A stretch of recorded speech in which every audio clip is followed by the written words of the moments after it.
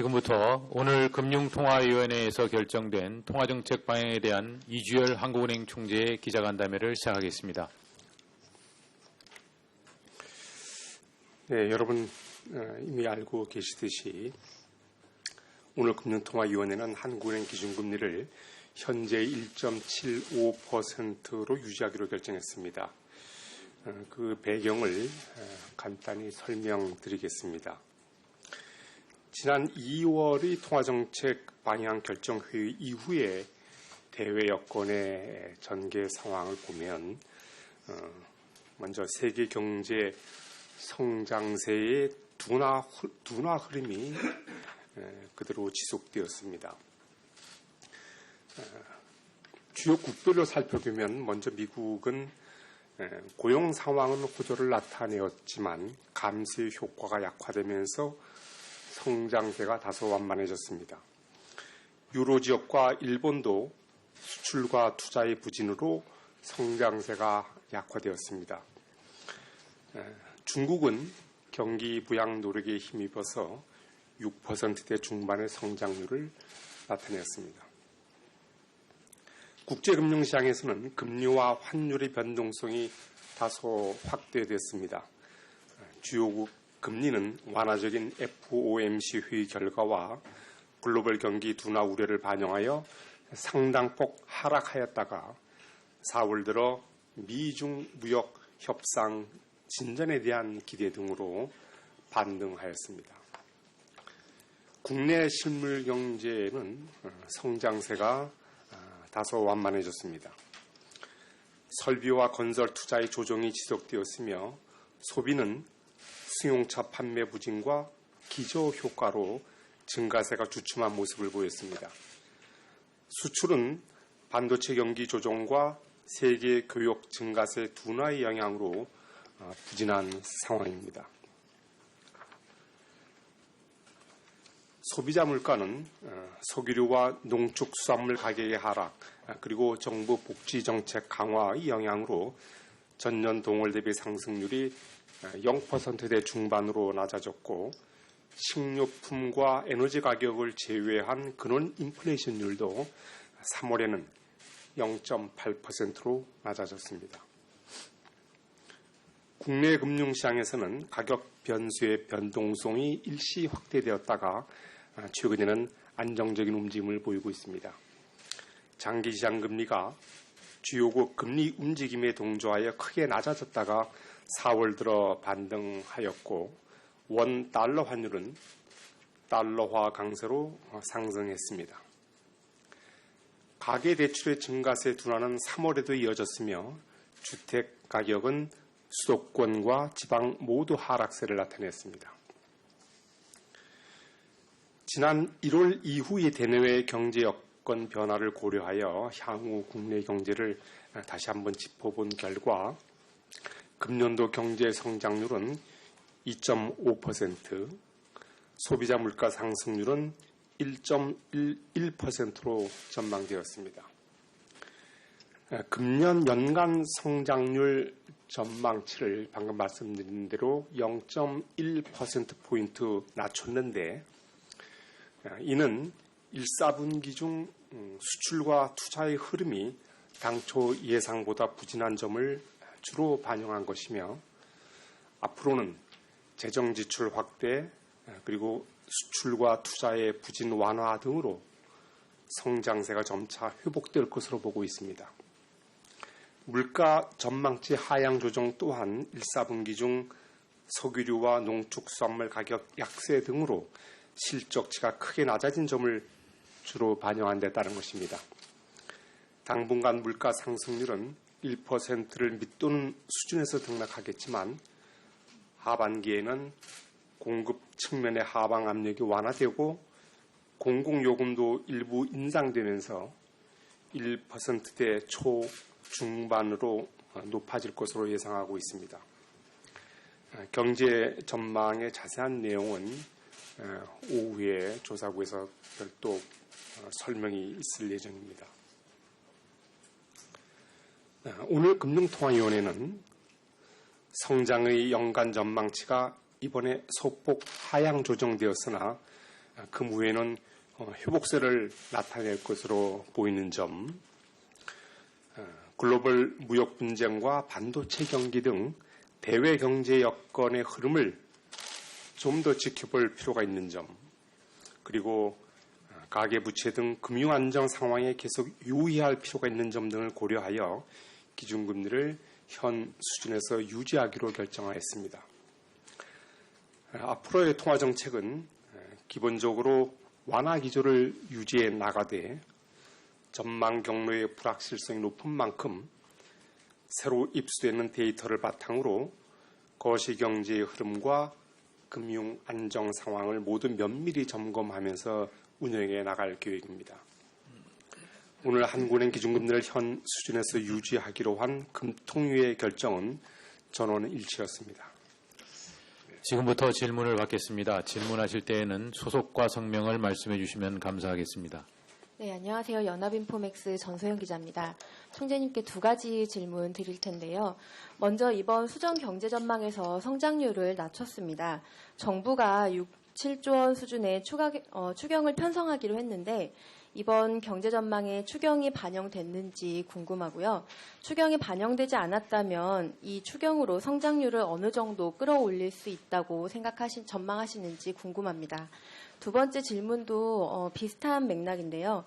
오늘 통방문에서 완화 정도의 추가 조정 여부는 향후 성장과 물가의 흐름을 면밀히 점검하면서 판단해 나갈 것이다. 이 문구와 잠재 성장률 수준에서 크게 벗어나지 않는다라는 경기 진단에 대한 평가 문구 두 개가 사라졌습니다. 이 문구를 삭제한 배경이 무엇인지 궁금하고요.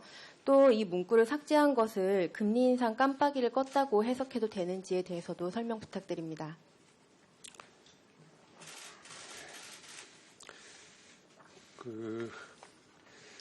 제가 조금 전에 모두 발언에서 말씀드렸듯이 이번에 연간 성장률을 조금 낮춘 것은 1, 4분기 중에 수출과 투자의 흐름을 이렇게 점검해 보니까 그것이 당초 저희들이 예상했던 것보다 낮은 것으로 그렇게 저희들이 좀 파악을 해서 이것을 이제 반영하는데 주로 다른 기인한 것이다 이렇게 설명을 드립니다. 그리고 앞으로는 정부가 추경을 포함해서 재정 지출이 확대될 것으로 예상되고 있고 또 1, 4분기 중에 좀 부진했던 수출과 투자의 그 부진이 앞으로는 조금 더 완화될 것으로 그렇게 보여서 그 후에는 성장세가 점차 회복될 것으로 보고 있습니다. 사실상 추경 지금 논의가 되고 있습니다만 즉 추경 여부가 확정되지 않았기 때문에 이번 저희들이 4월달 전망에는 이 추경을 반영하지 않았습니다.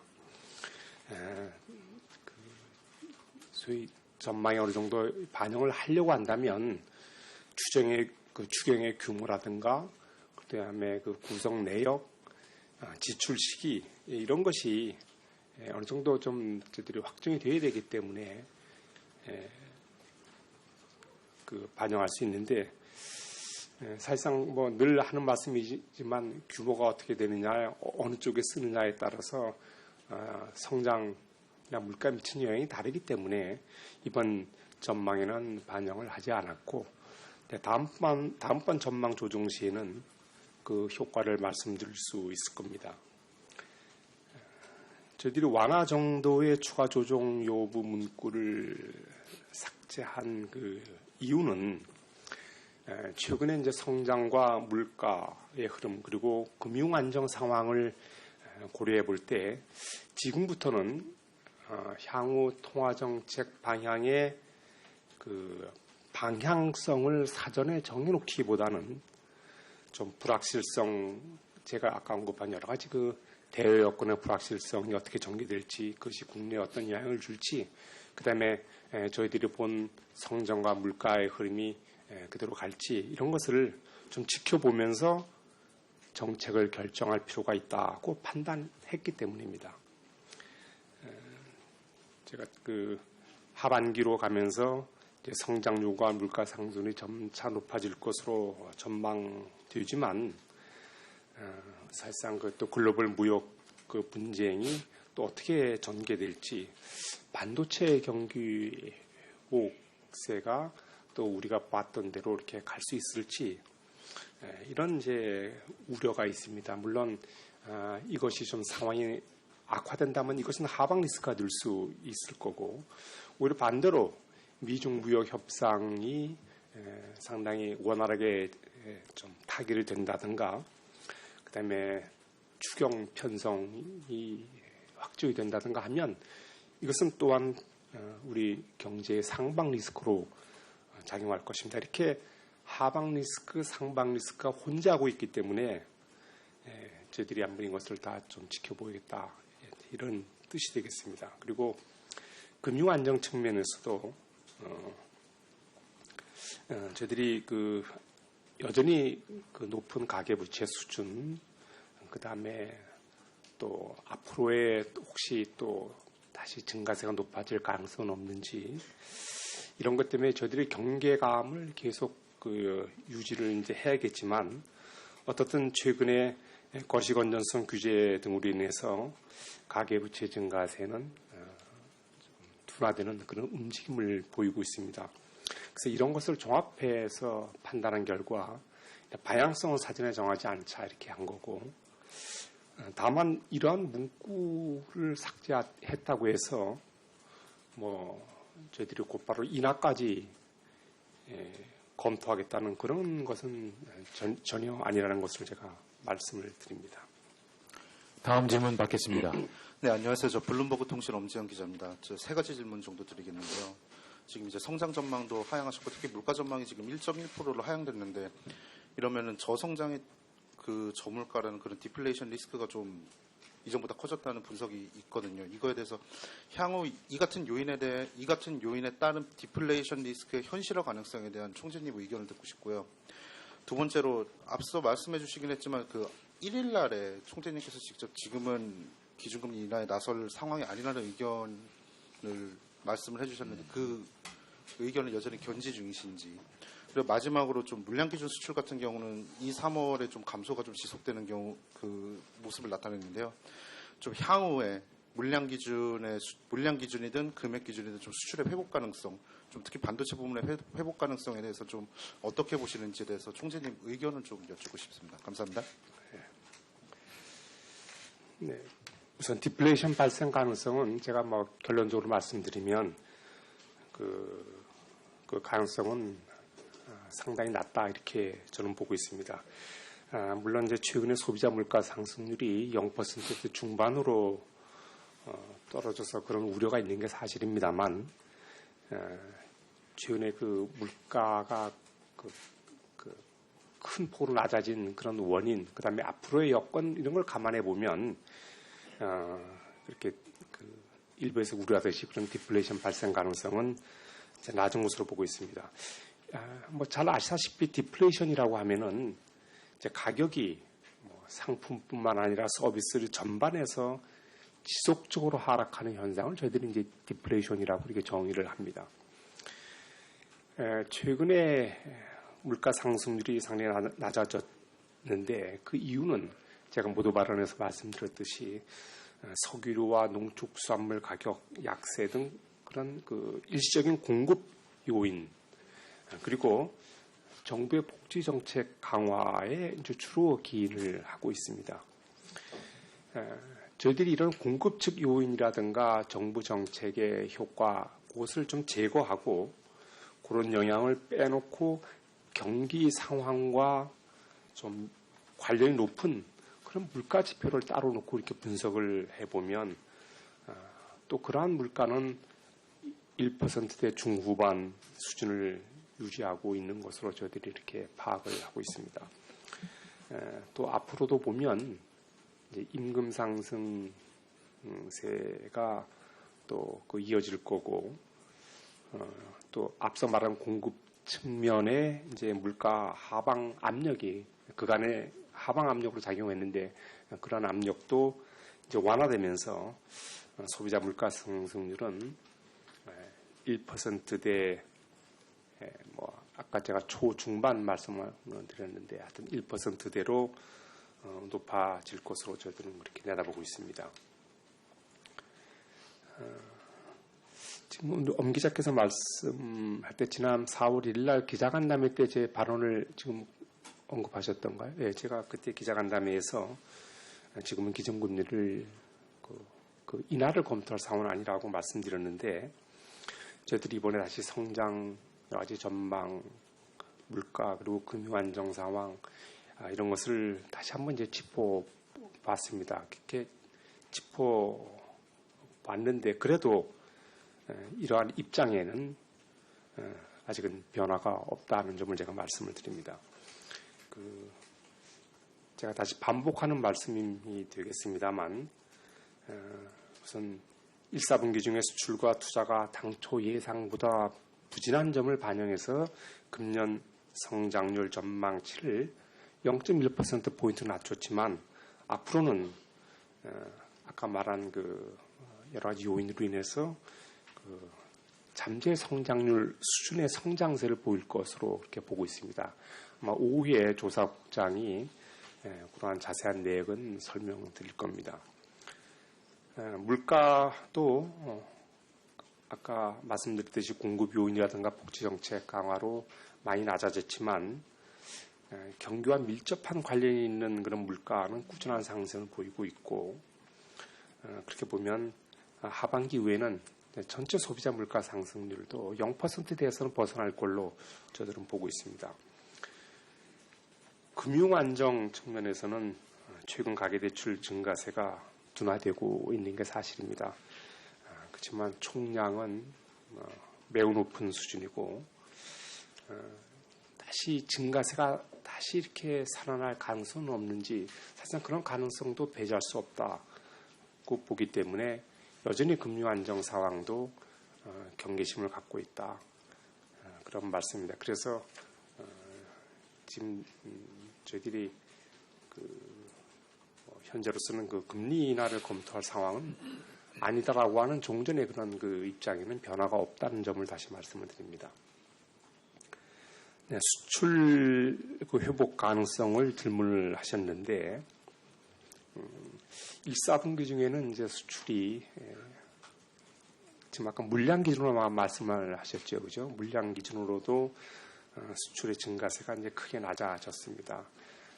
그렇지만 하반기로 가면서는 점차 회복될 것이다 이렇게 보는데 물론 하반기 이후에 이제 회복이 되어도 연간 전체로 보면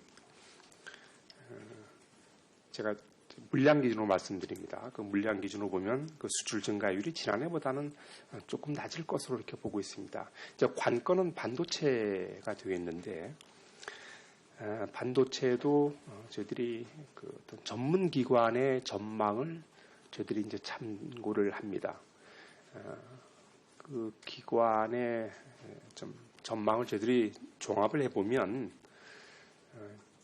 이제 좀 부진했던 그 안에 그 반도체의 그런 부진 상황은 일시적 조정 국면이라고 이렇게 보고 있습니다. 그래서 하반기부터는 수요가 다시 살아나면서 반도체 경기도 개선될 것이라고 하는 그런 견해를 아직도 그 다수 기관에서 유지를 하고 있습니다. 그런데 실제 3월 중 데이터를 보면 물론 한 달간의 지표이긴 합니다만 3월 중에는 반도체의 수출 물량 회복 속도가 양호한 것으로 나타났습니다. 그래서 이러한 다수의 그 전문 기관들의 하반기 회복 전망을 어느 정도 좀 뒷받침해 주지 않나 이렇게 생각하고 있고 저희들도 그러한 그 회복 전망, 반도체 경기가 전망대로 회복되기를 이렇게 이제 바라고 있습니다. 그런데 이제 지난번 제가 기자간담회 때 말씀 어떻게 드렸냐면 또 일각에서는 반도체 경기가 회복이 되더라도 그 시기가 하반기가 들어서면서부터라기보다는 좀 그 뒤로 가지 않겠느냐. 또 회복 속도도 또 그렇게 강하지 않을 수 있다고 하는 그런 견해가 있다는 점을 제가 그때 한번 인용을 했었습니다. 그래서 그런 견해가 아직도 여전히 있는 만큼 지난번에 말씀드렸듯이 이제 반도체 연기는 저희들이 아주 각별한 관심을 갖고 지켜보고 있습니다. 다음 질문하시기 바랍니다. 네, 안녕하세요. 머니투데이 한국은 기자입니다. 총재님께서 금융안정 상황에 대해서 좀 평가도 해주셨고 그 거시건전성 정책 등 효과도 언급해 주셨는데요. 그렇다면은 뭐 경계는 계속 해야겠지만 그 통화 정책으로 대응할 필요성은 현 단계에서는 많이 줄었다 이렇게 봐도 될지 여쭤보고 싶습니다. 네, 그 금융 안정 상황에 대한 평가는 이제 가장 대표적인 게 이제 우리 가계부채를 1차적으로 평가를 해보면 가계부채의 증가세가 최근 한 수개월간 이제 둔화 흐름을 보이고 있고 그것이 주택 경기라든가 그다음에 정부의 어떤 강력한 억제 정책의 노력 그 결과에 상당히 영향을 받았습니다. 그렇지만은 저희들의 이제 가계 부채 규모가 지금 잘 아다시피 GDP 기준으로 보면 GDP야 뭐 100%쯤 되고 또 가처분 소득으로 보나 어떤 기준으로 보더라도 저희들이 그 소위 OECD 내 여타국의 평균 비해서는 상당히 높고 또 이게 가계 부채 규모가 이제는 경제 성장을 제약할 그 수준까지 왔다고 하는 그런 경고도 좀 일부 기관에서는 보내고 있는 그런 상황입니다. 그래서 저희들은 지금 가계 부채가 소위 명목 소득을 넘어서는 증가세가 지속되는 것은 빨리 좀 저희들이 개선이 되어야 되겠다. 많이 줄었지만 여전히 소득을 웃도는 그런 증가는 저희들이 걱정을 하지 않을 수가 없습니다. 그래서 저희들이 수개월간의 어떤 그런 그 가계 부채 증가세 둔화를 가지고 뭐 통화 정책으로 대응할 상황은 뭐 지난 거 아니냐고 하는 해석은 그건 너무 좀 성급하지 않을까 이렇게 생각하고 아까 제가 말씀드렸듯이 금융 안정의 상황에 대해서는 저희들이 계속 경계를 늦출 수 없다는 점을 다시 한번 말씀을 드립니다. 다음 질문 받겠습니다. 네, 한국경제TV 정원우 기자입니다. 최근에 이제 주식시장이 역대 최장 랠리를 보였는데요. 국내 이제 경기 둔화 가능성이 계속 나오는 상황에서도 외국인 자금이 주식시장으로 대거 유입이 됐고요. 반대로 채권시장은 대체로 이제 경기 둔화 쪽을 베팅을 하고 있는 것 같습니다. 이런 최근에 나타난 주식시장과 채권시장의 다소 상반된 흐름에 대한 총재님의 견해를 듣고 싶고요. 또 최근에 이제 취업자 수가 2달 연속 20만 명대 증가를 기록을 했습니다. 숫자는 조금 회복되는 느낌이지만 아직도 이제 고용을 보는 시각이 좀 불안한 것 같습니다. 여기에 대한 총재님의 견해를 듣고 싶습니다. 예. 그 지난달 말 이후에 이제 주식시장에서는 외국인 투자 자금이 이제 큰 폭으로 유입되면서 코스피가 이제 상당폭 상승했습니다. 이렇게 이제 외국인 투자 자금이 크게 큰 폭으로 들어온 것은 뭐 몇 가지 이유가 있겠습니다만은 우선 그 미중 무역 협상이 타결될 것이라고 하는 기대가 높아진 점이 있고 또 미 연준이 완화 기조로 좀 돌아선 그런 영향. 그다음에 그 우려되었던 중국 경제가 정부의 어떤 여러 가지 적극적인 부양 노력에 힘입어서 그 후에 발표되는 경제 지표가 생각보다는 좀 개선되고 있는 점, 뭐 이런 것이 종합적으로 작용을 해서 투자 심리가 좋아진 데 그 영향을 받은 것으로 저희들이 파악을 하고 있습니다. 채권 시장도 월별로 좀 이렇게 기복이 있는데 그렇다고 해서 지금 정 기자 말씀하신 대로 경기 둔화에 뭐 베팅을 했다고는 저는 그렇게 생각은 이제 하지 않고 있습니다. 그런데 어떻든 간에 외국인의 투자 행태라고 하는 것은 글로벌 금융 경제 상황에 이제 크게 영향을 받는 것이기 때문에 저희들이 최근에 뭐 일시적인 움직임 이렇게 뭘 섣불리 단정하는 것은 아니고 앞으로 이런 외국인 자금의 흐름을 저희들이 좀 뭐 늘 그랬지만 면밀히 지켜보겠다 이렇게 그냥 말씀을 드립니다. 취업자 수에 대한 고용에 대한 평가를 물으셨는데 취업자 수가 이제 2달 연속 20만 명을 넘어서는 그런 이제 증가를 기록을 하면서 전체적으로 보면 고용 부진이 완화되는 그런 모습을 보이고 있습니다. 이제 내역을 보면 보건복지업이라든가 농립업의 고용 증가폭이 좀 컸고, 그다음에 또 도소매, 숙박음식이 그 전에 고용의 큰 폭으로 감소했었는데 그 감소폭이 좀 줄어든데 주로 기인한 것으로 이렇게 보고 있습니다. 그렇지만 좀 우리나라의 주력 제조업종이라고 할 수 있는 자동차라든가 조선 그쪽의 고용 상황은 해당 산업의 구조조정과 그리고 그 산업의 업황이 좀 부진한 데 따른 그런 영향으로 인해서